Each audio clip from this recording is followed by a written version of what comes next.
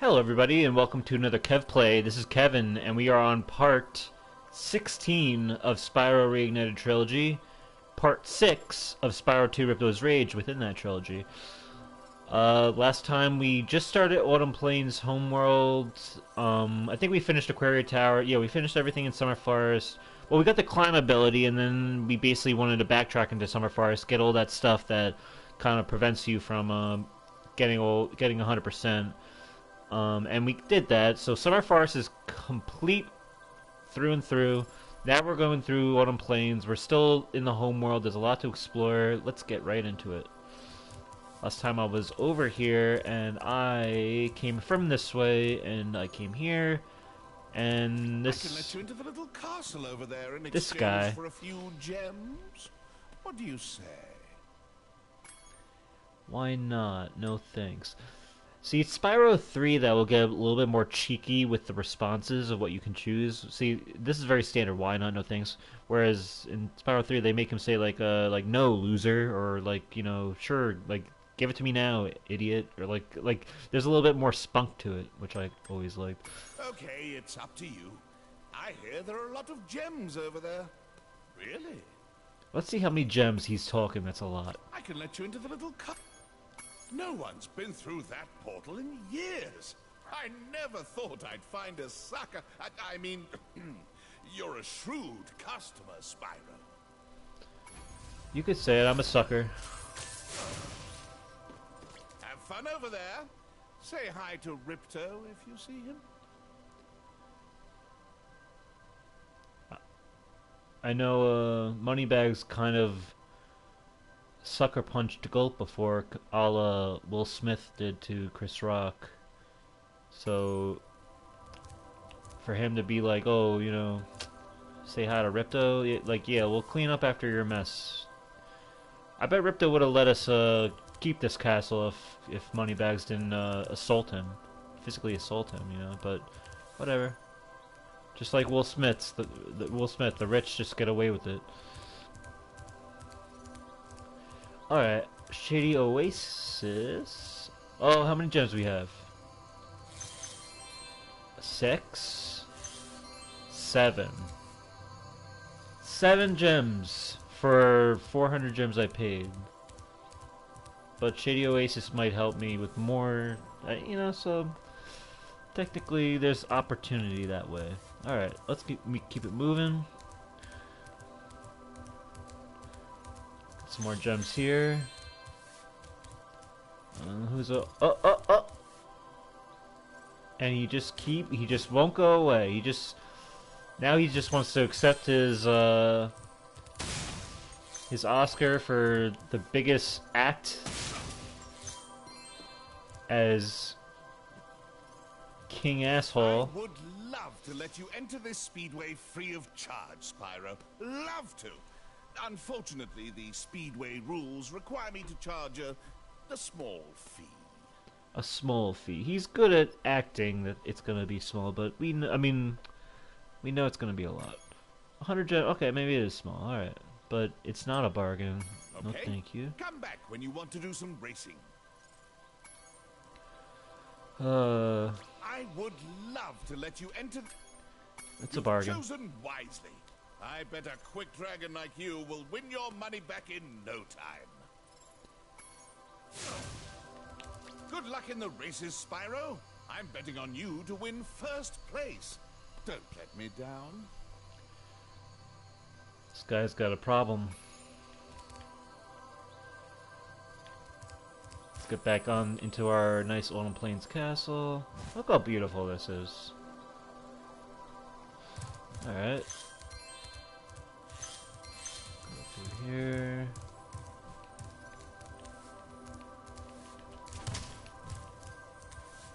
Spyro, Ripto and Gulp are hiding out in a sealed chamber in the castle below us. In order to get to them, you'll need all 14 talismans to break the lock. I remember being like, is this gonna be the end? We're gonna collect all 14 talismans? So that's everything? The big collectible that we were collecting this time? And this is a big homeworld, so 14, it's like, it's a lot. Spyro, Ripto... I heard you the first time. So now we're gonna go back up, and yes, I am aware that I can just bingle bangle. Nice. I like how there's a little bit of a crumble of the stone bricks there. Well, and this is one of my favorite parts of the series because we're about to get to the longest glide the series ever takes us on, which is the most like cathartic, tranquil moment I'd say in the whole game, especially with this music, man. More here. I used to like have so much fun exploring the top of this castle, just like seeing if I can get to places where I'm not supposed to be. So here we go. See, even with me looking like this, I can't see the top of this thing. This is the highest point in all of Autumn Plains. Now, what I wish they did with this is in the PS1 version, when you land on this, the camera actually pulls back, so you're a you're definitely farther away from the camera, so it can give you a feeling of like the breadth of how high up you are. You can literally see like how, you know, down, but this doesn't really pull you back. Plus, they added in these, and I don't know if I can hear it or not, but they added in PS1 you can hear like the wind blowing, as if to give that real feeling that you've reached out like a high altitude at this point, which I thought was always cool. But not the remake doesn't capitalize on that, which is kind of a shame. Alright, here's our longest glide. We basically have to look around. We see that little draw distance right there with that little flash. Spyro was one of the first games that really knew how to show your draw distance by having a little bit of flash of like a glimmer of like a reflection of the gem. And I always thought that was a clever way to kind of like, you know, make up for how you can't really see too far ahead of you in the PS1 version because of limitations. But this I like that they kept it in for this, even though we have the PS4 has the power to, you know, render that distance. Here we go. Bless me.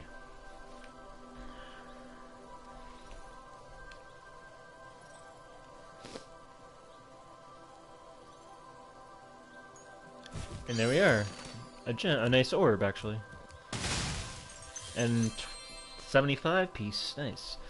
I don't think this platform was ever down here. I don't want to go down there though. I feel like maybe there's a secret to it, but I don't think there is. I feel like it's just gonna screw me. So we'll get right back onto this castle wall. Now what we can do is follow the wall, because if you were to land on this wall when you were, I like this like level design, is when you're on the wall you want to see what's around here. There's no way you're just gonna jump off the wall and back into the grass. Like, you want to see what's going on, and it just feels like they went out of their way to design all of this for nothing, if there's nothing worthwhile. And yeah, we got 2 gems here, but then you can hear that little bouncing sound. There we are. Another orb. Is that the last orb of this? Yeah, it is. Okay, cool. Let's see if there's more gems this way.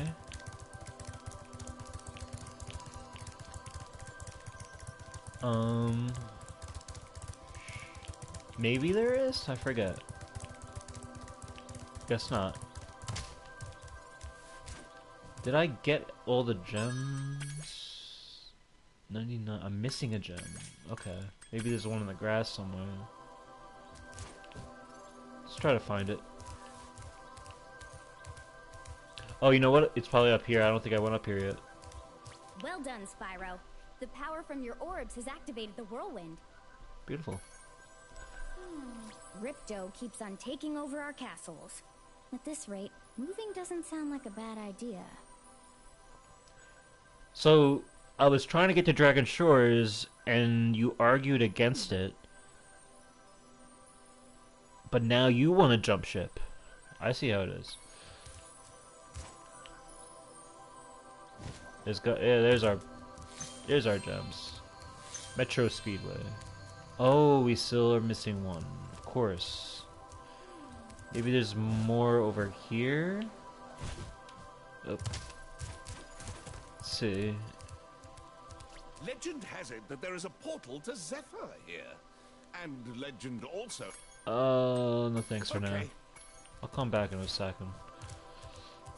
I just want to know if there was a gem there. There is not. What am I at? 390. So I just need a red piece. Because that's always how it goes. The red gems are always escaping me.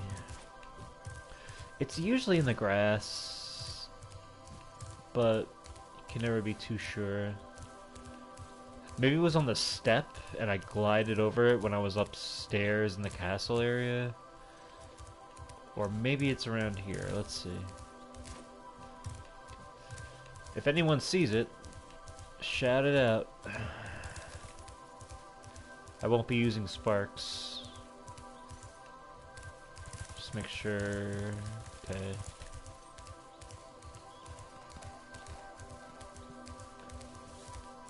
Anything video game related? So like, yeah, I'm still playing Horizon Zero Dawn. I think I'm like maybe 70-something% done.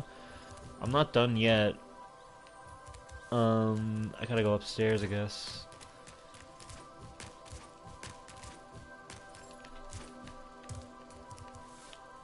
But I'm enjoying it.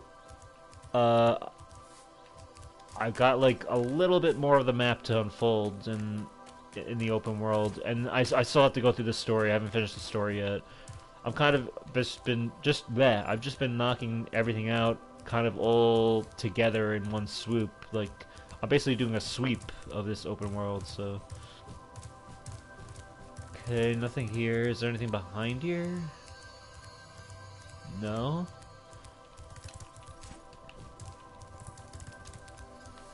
Yeah, I wish this one red gem didn't hold me up right now, but suppose think there. Maybe I missed it when I was over here. Because it seemed weird that I only got like 7 gems in this area. Seems like an odd number. Maybe I have to go. Let's see. Let's just check to make sure it's not behind this or the side of the portal or something. I doubt it. Yeah.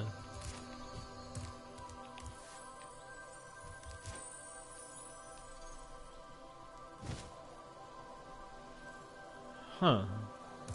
I'm kind of thrown for a loop, unless it's down here. But I came back up here. Not here. Upstairs again? I mean, there's a grassy area. Usually it's the grass that kind of like hides these gems pretty well. Not seeing in the grass. See Zoe though. Gives me a nice zap. Ah, where is it? Oh no no no! Let me go back up because I want to see if.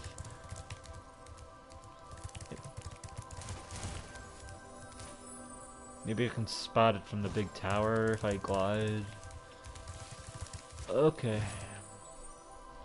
Lay it on me. It's not. It wouldn't be on that part. No, I don't think so.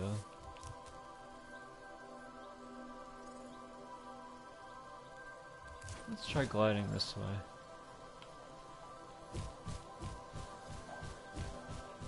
Yeah, they wouldn't put it here.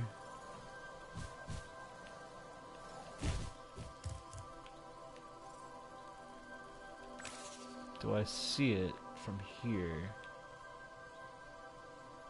I feel like the best bet is it's gotta be like...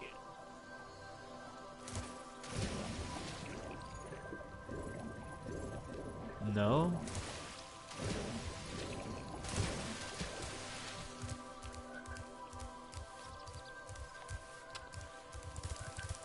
A red gem. I'm able to get everything here, so... Well done, Spyro. I know. It's already activated. Everything's here.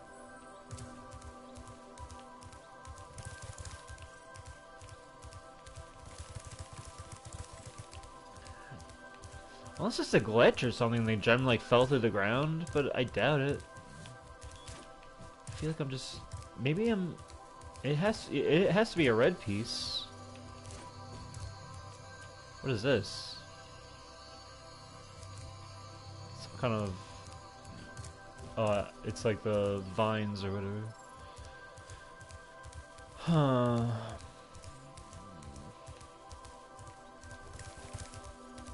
Yeah, I'm sorry I'm wasting so much time on this. This is gonna be a long playthrough.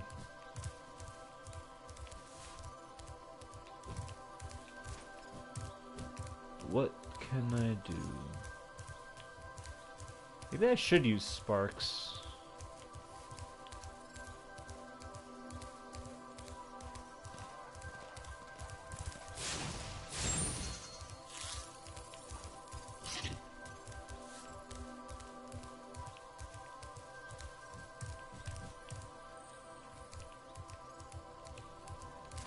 Huh.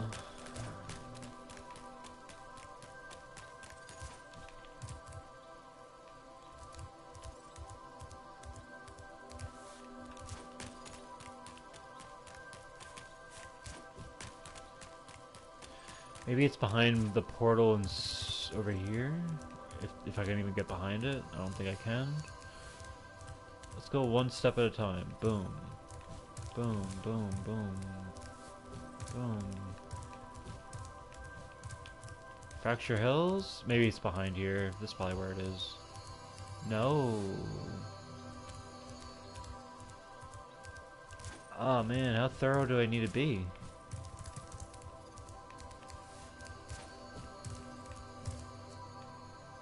I really want to feel that excitement when I actually find it. Oh man.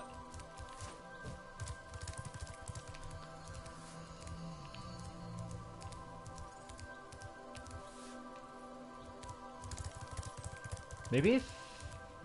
No.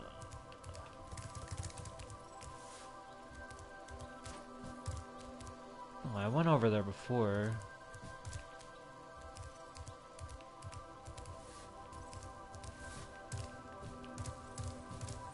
Oh, you know what it is?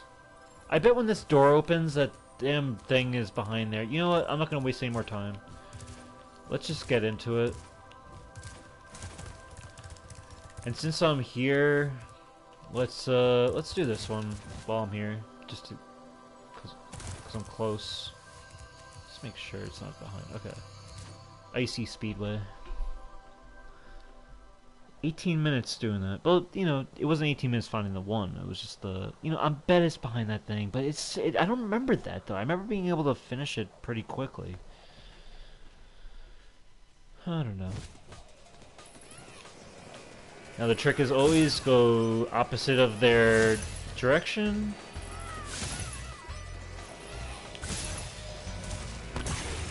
These guys count as the same collectible. Oh. Oh man, I missed him. Let's go this way. Oh no, I missed it.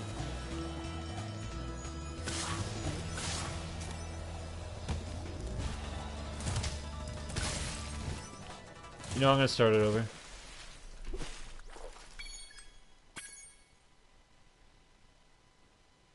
I always like this level though. It's a lot very I always like a snow level, but this one is very also just full of life and fun and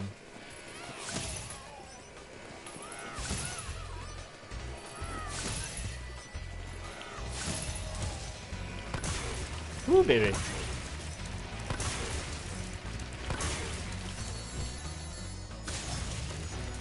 Oh, I wanted to charge and that screwed me.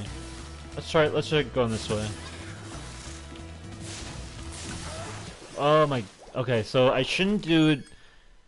I shouldn't take the serpents on from the back because there's something where they don't register when I try to get their backsides. I had to like go for their heads really, and that was screwing me up because I was breathing fire too early.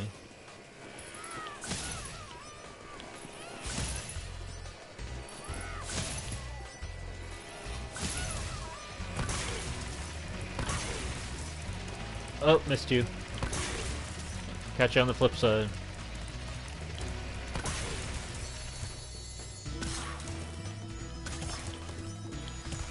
Oh my god. Ugh. Let's just go this way. See what I can do. I kind of got a nice head start with that supercharge anyway.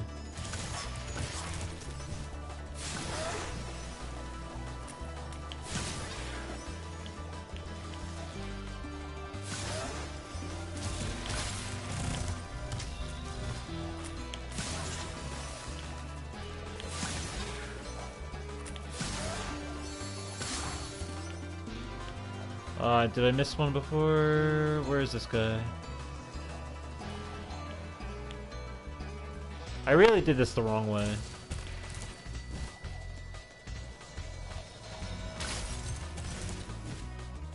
Let's try to get it.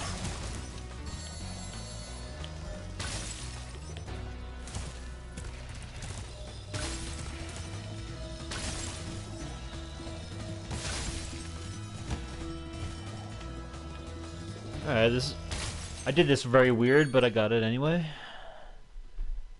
Snowmobiles. So I got it all, right? Try. I think so, right? I think I got all the gems for that. The stats was kind of weird for that. Just make sure. Yeah, I got it. Okay.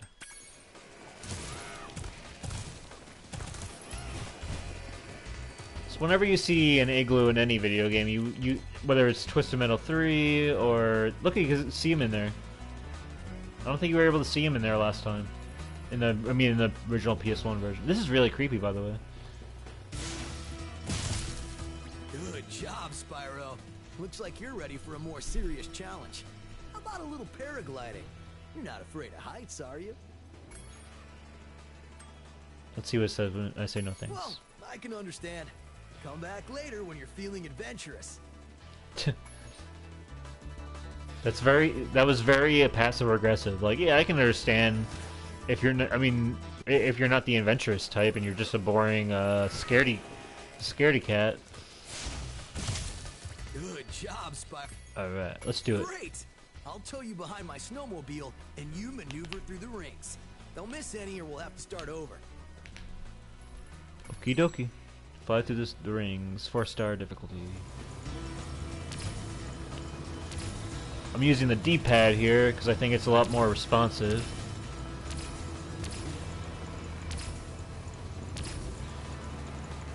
But this was awesome, you know?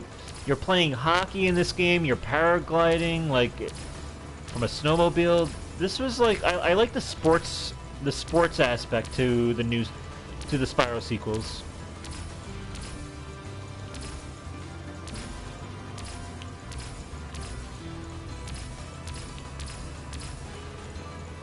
A little jittery there, but we got this. Oh, I missed it. Ah. Hey, I heard you were good at this flying stuff.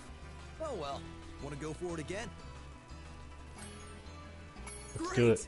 I'll tow you behind my snowmobile.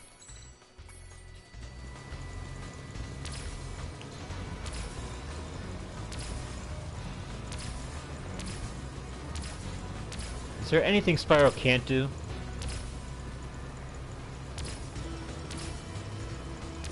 So I suppose it's time to get into my 2003 Game of the Year.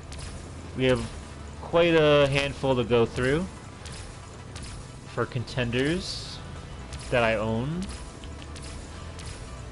I'll go through like I'd say like this one was pretty hard because there's like Hey, I heard there's like a top 3 that are really like very hard to choose from, but I made a good. Great. I think I made the right choice. Snowmobile. But yeah, the rest are good games, but they definitely aren't the top three. Like it was pretty easy to like kind of separate the good games from like the great games. Actually, I mean, there's a lot of great games, but the top three are like kind of close to my heart, and they're really good, really great at the same time. So okay, so one of the first games we'll go into, which is kind of the lower tier, is a sequel to one of my 1999 Game of the Years, a spiritual successor to it, but kind of a mediocre to good game at best. And that is Crash Nitro Kart for PS2. A sequel to Crash Team Racing by Vicarious Visions. Obviously Naughty Dog did the original. Ah, man, this is tough. I heard you were great. Naughty Dog did the original CTR. It's a very well-oiled machine of a game. Nitro Kart had a similar, like, kind of racing system in place, but the PS2 was just the way it handled, like, the engine. I don't know whether it's the engine or what, like the actual like physics engine, but it just came off kind of clunky in comparison to CTR. CTR, it feels like you can like do, you know, it felt like a real sports game in a way. In the way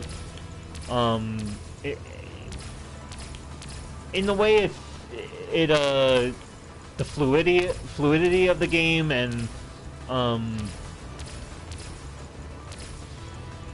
the controls. Whereas this one, it just felt kind of just, like I said, clunky. Way to go, Spyro.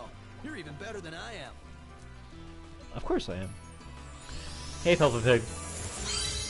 I'm talking about Crash Nitro Kart, one of my 2003 contenders so far. It is a game I avoided for a long time. It's cool, Peppa Pig. But yeah, this was a game I avoided for a while. I always had it, but it wasn't until they announced Crash Nitro Field, the remake in 2019, that I was like, you know what? Let me play through Crash Nitro Kart again and really just like commit to it and play through the adventure mode. Get familiar with the maps. I always knew the maps. I knew there was a gimmick that you can like drive in upside down in a loop, like with like anti-gravity like wheels or whatever, and that was cool for the time. And I kind of like the team play that you can do, where like you can team up with like a friendly like whoever, like a friendly AI player as you're racing, to kind of get like a boost or like a weapon or something. Do you though, for 2003? But yeah, that was one of the games I had. It was a good game. I actually was surprised when I played it before Nitro Field. I was like, you know what? This is a good game. CTR is a very high standard to live up to, and it's a game that I think right. I think Mario Kart, I mean, I think Crash Nitro Kart was the first kart racing game that actually had loops like that and committed to that kind of like style.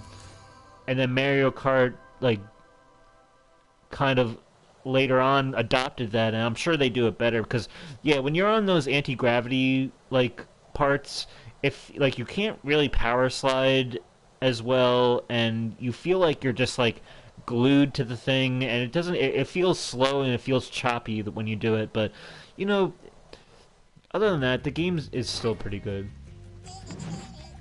This is Shady Oasis. Here's a return to the thieves. Yeah, it feels very weird, but I appreciate what they were trying to do at the time. But it just seemed like a failed thing. But you know what? Vicarious Visions, they are still a company I really respect. And I think Crash Nitro Kart was like one of the last Crash games that it actually is the last Crash game that I owned. before the Insane trilogy. Like I really kind of fell off it at this point. After Nitro Kart, I was like, yeah, it doesn't feel like, even though like the design was still the same for Crash, it just felt like the games were kind of losing itself. And but now that I'm past that, like I think the game holds up. It's a good game. It's not bad. What do we got here? Spyro, it's a good thing you're here. I've been trying to get a berry out of this magic berry bush, but I'm just not strong enough. If you charge or flame the bush, one of those yummy berries should drop. By eating the berries, we become big and strong. So the next game I'll talk about is a game I borrowed from my neighbor and he just never took it back. And even when I offered to give it back to him years later, he's like, dude, just keep it. But honestly, I liked this game at the time. And it was one of the first games. It's actually one of the only games I have that's a movie tie-in game to its actual like intellectual property, and that is Enter the Matrix for PS2. This is a game that was a tie-in game to The Matrix Reloaded, which was the sequel to the first Matrix, which came out in the same year. Matrix Reloaded and Enter the Matrix came out the same year. It actually has live-action cutscenes that were filmed during the filming of Matrix Reloaded. And incorporates kind of like a spin-off side story for a side character that Jada Pinkett Smith plays, Niobe, and Ghost, who I forgot who the actor who plays Ghost is. But you can choose your character. You can play as Niobe or Ghost. One's a driver. I think Ghost is the driver. No, Niobe is the driver.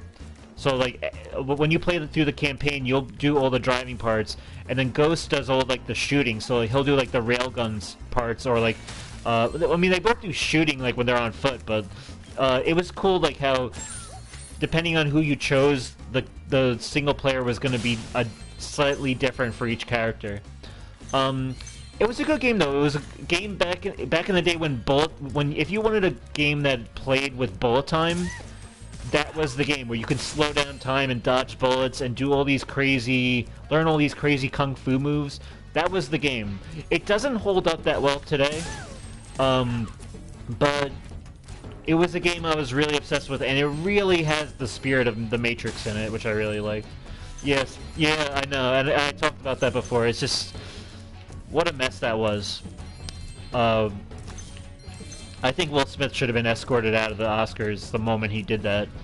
Like, I don't care what the context of the joke is. You don't. If you want to yell from your seat or you know curse him out from your seat, that's fine. Chris Rock, but to Chris Rock, but you don't physically assault someone and they get to sit down and then win an award. I thought that was just like kind of it was gross and cringeworthy. Yeah, that crap had me dying. Yeah, I mean it's gonna be a huge meme now, and it's gonna be like talked about for a long time. That really was one of the most surreal moments on live TV in the longest time that I can think of. But yeah, so Enter the Matrix, good game, doesn't really hold up as well. I actually think Crash Nitro Kart might hold up better. It's just hard to play that game now. I would love to see a remake of that game, or at least not a remake, but at least another type of Matrix-style game after what we got with the Matrix Awakens kind of like demo that released for PS5. That was really cool. But yeah, there's that. Now there's two games by two new platformers that came out during this year, which one I had like I got the PS3. I got it around the PS3 what's it called remake back in the early PS3 days, and that was Jack 2. I guess you'll have to glide across to this berry bush. Now Keep getting berries for me, and I'll take you to the great berry bush. alright, berry bush, alright. Basically Jack 2 It was a game that really impressed me. How it basically like kind of held the middle finger up to what the first Jak game was. Yeah, it's either you liked it or you didn't like it. If you like, at first I admired it, like because I like how it kind of was like, you know what, this is gonna be a T for T, like T for teen rated game now. It's gonna be a little darker. It's gonna incorporate a little bit of Grand Theft Auto. It's gonna be an open world. It's not just gonna be this like kind of like friendly platformer now. It's almost like Naughty Dog was like, hey, you know what? Our fan base of like the Crash Bandicoot era are growing up, and we're gonna give them something a little bit more hardcore. It's more of like a third-person shooter now. And at the time, I mean, this was a cool concept, but I agree, and especially since I can't 100% it, for some reason, I don't like how that is the case compared to the first game. But I still think it's a great game, but it's a very difficult game at times. I remember the one part that really sticks with me is that when you're on the docks in like this weird area, and those like enemy guys are just swarming in droves, and you have to get through without any weapons from like the edge of the docks to like the city area. And I remember just like, oh, it made me want to pull my hair out.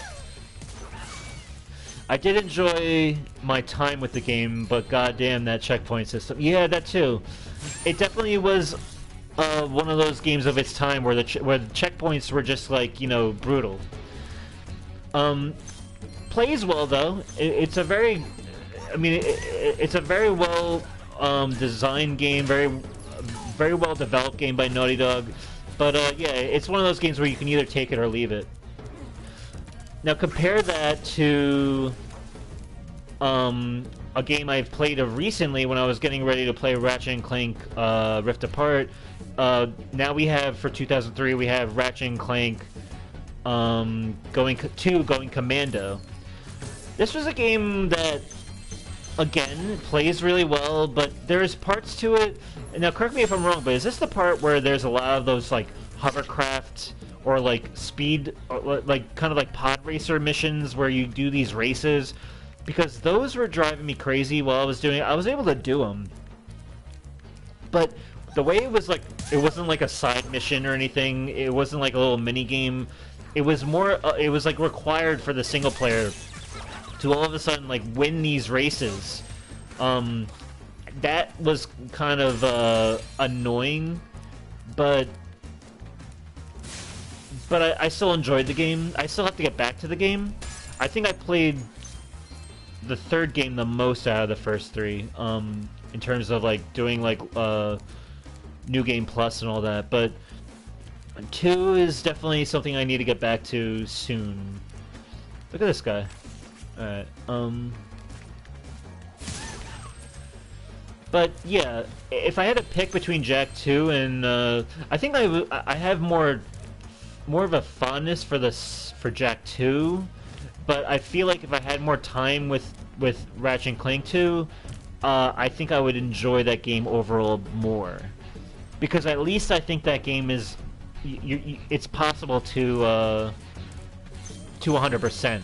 It feels like a game that if I really do it, I can do it. Whereas with Jak 2, if you miss one of those precursor orbs, you're screwed. And that's kind of discouraging. What else do we got? Now here's a game that I loved back in the day. But now it's very hard to play now. I honestly can't even get past the first level without being like, wow, this game has aged. It used to be very innovative in that it was a third-person shooter, but like and it had kind of like an Uncharted, like a early pre-Uncharted feel to it. But nowadays it's kind of hard to play it. And that game is James Bond 007 Everything or Nothing. It was the first James Bond game that I'm pretty sure it's the first James Bond game that that was a third-person shooter. They ditched the whole first-person shooter and made it third-person, where you can see James Bond and as Pierce Brosnan as James Bond, and it had so many cool levels. It was very well thought out. It actually was more cinematic, I think, than the first-person shooter versions. In the same way that Uncharted is cinematic as a game. But if you Thanks for helping me reach the Great Berry Bush. Now we can eat berries all the time. Here, take this. It's a gift from all of us hippos. Thanks. Oh yeah, I heard about that E3 being canceled. Yeah, I mean, E3's been dying. It's unfortunate. I love I used to love E3, but it just seems like it's not the right venue anymore. Like the way we have the internet and all. They can just do all these directs. Looking for something else to do? Talk to my friend Bruno over there. Okay. But yeah, what was I saying? What game was I talking about? Oh yeah, Everything or Nothing. It felt like very Uncharted-like, but it not. I don't think the controls really hold up. It has this kind of like auto aim feature where, or like it was kind of like Grand Theft Auto, where like you have to lock on to your enemy to get the crosshair on them, and then with the crosshair you kind of like control it to try to get your headshots or whatever. That type of gameplay is very frustrating now. I feel like I'd rather just be able to control the crosshairs manually on my own, just like the way Uncharted does. But with Everything or Nothing, you really don't get that option, and it's kind of a shame. But I used to love that game. It has these cool motorcycle parts where you're trying to catch a train, and you're on a motorcycle, or like I think there was one where you're rappelling off, like it's like the second level or something. You're rappelling off a huge building that's on fire, and then you can go. If you go left, you can get into the motorcycle. If you go right, you can get into this SUV, and you're trying to catch this train. And I remember it being like one of those cool, like E3 showcase moments where it's like all these cool things are happening.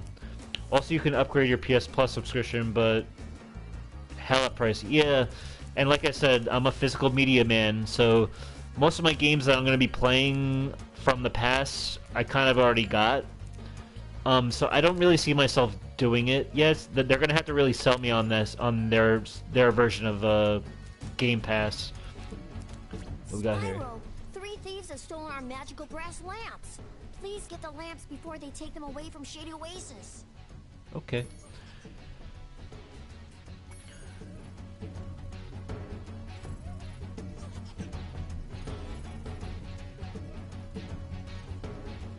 Okay, so now we have my last 3, which are kind of like my top 3 for this year, for 2003.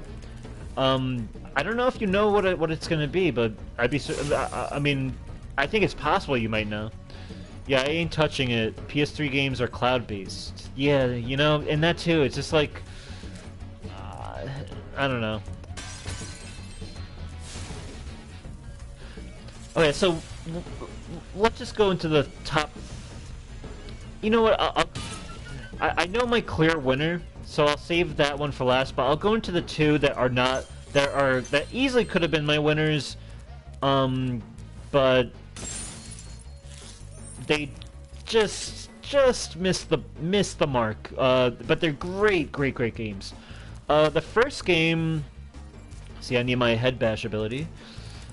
The first game is a sequel to one of the games I already mentioned, but it's just a lot more refined, more fine-tuned,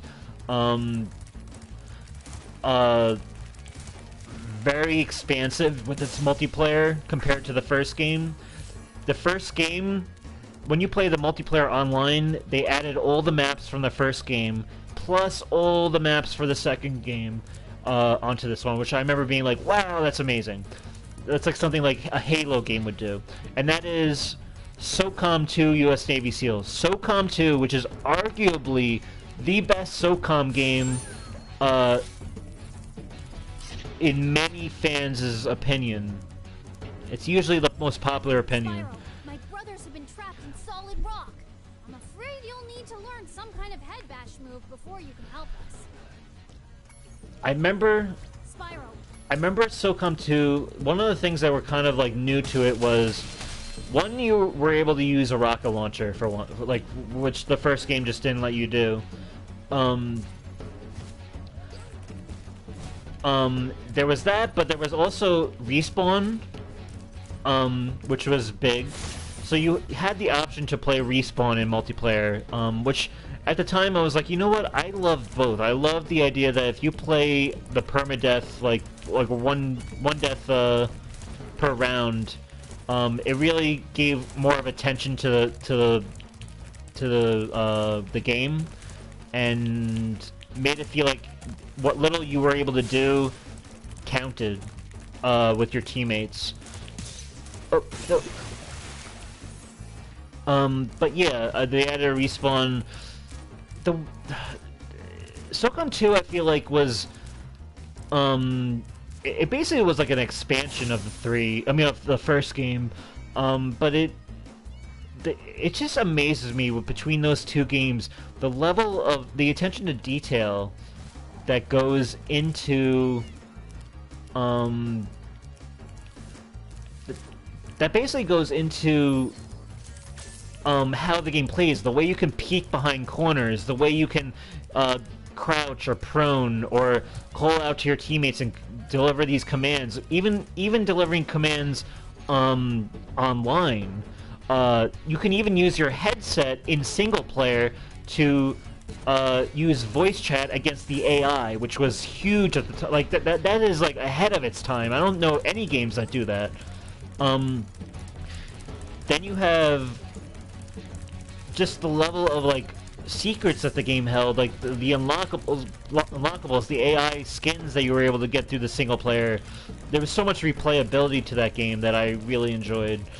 And it really was, because the next SOCOM game kind of gets away from what SOCOM 1 and 2 was in terms of format and formula, but so SOCOM 2 is like really one of the last games. If they ever remake the games, SOCOM 1 and 2 is kind of the games that I would want the most. SOCOM 3 I really want too, but it's a different game.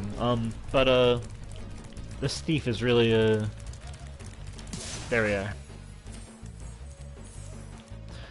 Thanks for bringing back the 3 magic lamps. Here, take this orb. But SOCOM 2 is really good. It's just now that the Proper shine. It won't hold a pop. I love that. Now that the multiplayer the servers are down and it's just a single player experience, the single player is still fun and great. I still play it to this day, but it's not the whole package you're getting. Stupid thief. Okay, so the next game that I would say is one of my contenders, but not my win. It's like